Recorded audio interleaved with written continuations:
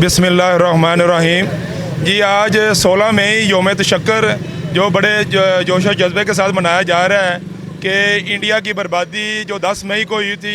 और हमारे पाक फ़ज़ाइया एयर मार्शल ज़हीर अहमद बाबर सिद्ध जिन्होंने गुजरात से जिनका तल्लक है, जिन्होंने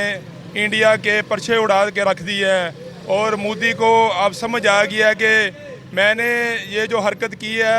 बिल्कुल आइंदा कभी सोचूंगा भी नहीं। और हमारी पाक आर्मी और पाक फ़ौज ने, नेवी ने और एयर चीफ मार्शल ने और चीफ आर्मी ने जनाब हमारा सर फख्र से बुलंद कर दिया है और हम पाकिस्तानी कौम सर उठा के फिरने वाले फिर दोबारा से हो गया है